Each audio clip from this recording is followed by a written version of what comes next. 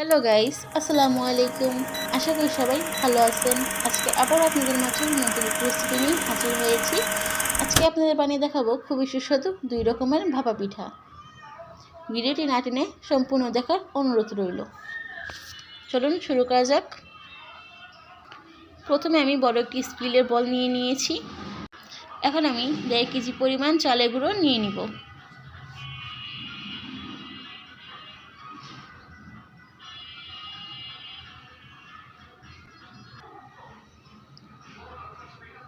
চালের গুঁড়োগুলো দলা দলা হয়ে এখন আমি এগুলো গুঁড়ো করে নেব।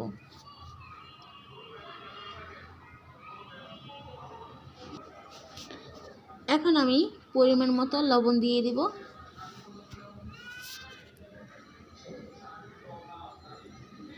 লবণ দিয়ে একটু ভালোভাবে মেখে নিব।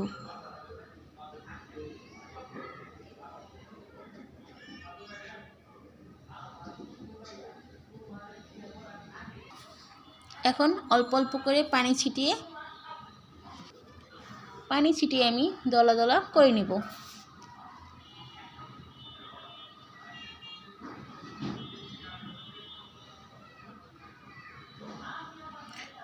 আমি কয়েকবারই পানি ছিটিয়ে নিয়েছি।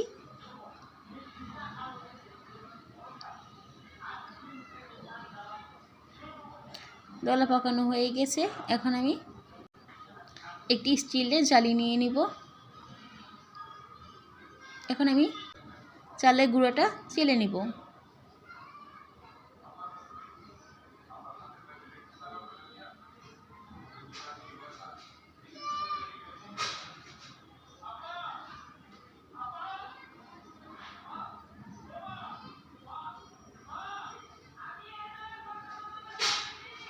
চালের গুঁড়ো আমার চালা শেষ।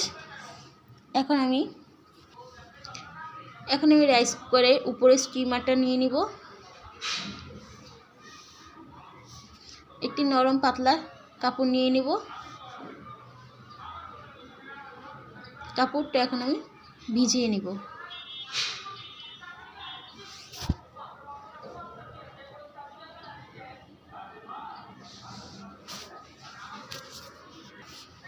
ভিজানো হয়ে গিয়েছে। এখন আমি স্টিমারের উপরে দিয়ে দিব।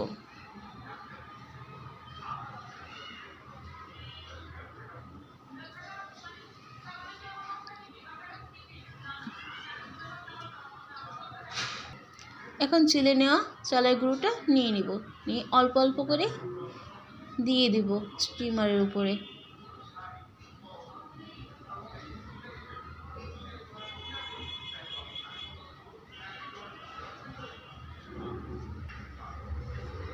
অল্প করে দেওয়া শেষ। এখন 1 কাপ পরিমাণ নারকেল কোরানো আমি হাফ করে দিয়ে দিব ছড়িয়ে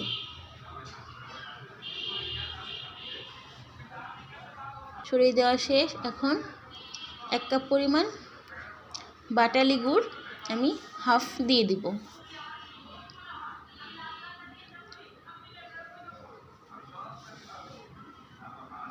দেওয়া শেষ। এখন আমি আবার উপরে চালের গুঁড়ো দিয়ে দিব।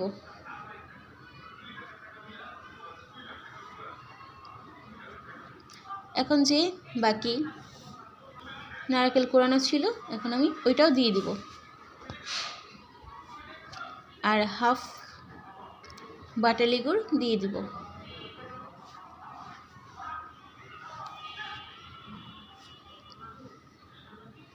এখন সবগুলো দেওয়া শেষ। এখন উপরে আমি আবারও চালের গুঁড়ো দিয়ে দিব।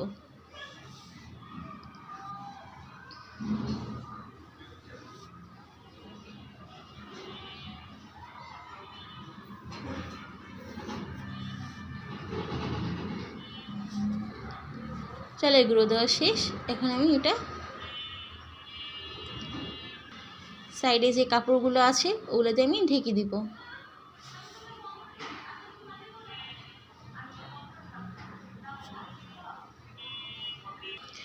আমি আগেই ফ্রাই প্যানে পানি গরম করে রেখেছিলাম। এখন আমি ওই ফুটন্ত পানির উপরে স্টিমারটা দিয়ে দিব।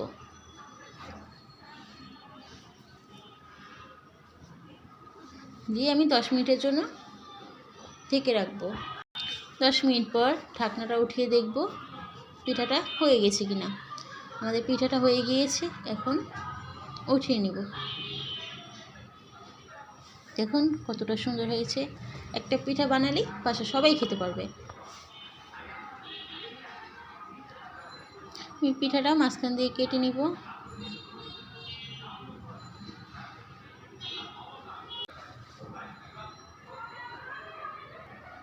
আরও এক ধরনের পিঠা বানিয়ে দেখাই। মিক্সিং বলে চালের গুঁড়োগুলো নিয়ে নিয়েছি। 1 কাপ পরিমাণ চিনি দিয়ে দিব ও 1 কাপ পরিমাণ নারকেল কুড়ানো দিয়ে দিব। এখন আমি ভালোভাবে মেখে নিব।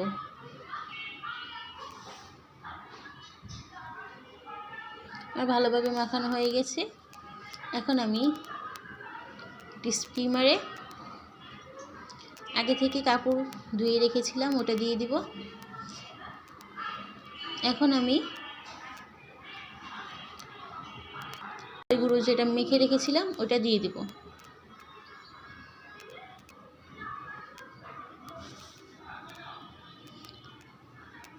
সবগুলো দেওয়া শেষ। এখন আমি আবারও ঢেকে দিব। এখন আমি স্টিমারটা ফ্রাই প্যানের উপরে দিয়ে 10 মিনিটের জন্য ঢেকে রাখবো। 10 মিনিট পর ঢাকনাটা উঠিয়ে দেখব পিঠাটা হয়ে গেছে কিনা। আমাদের পিঠা রেডি, চলুন উঠিয়ে নিই। দেখুন পিঠাটা হয়ে গিয়েছে। এখন আমি পিঠাটা কেটে নিব।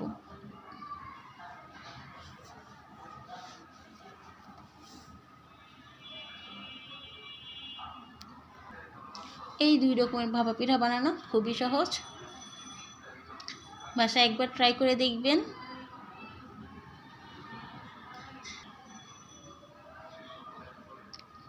আর আমার ভিডিওটি যদি ভালো লেগে থাকে লাইক, কমেন্ট, শেয়ার ও সাবস্ক্রাইব করে দিবেন। পাশে থাকা বেল আইকন প্রেস করে দিবেন। সবাই ভালো থাকেন। আল্লাহ হাফেজ।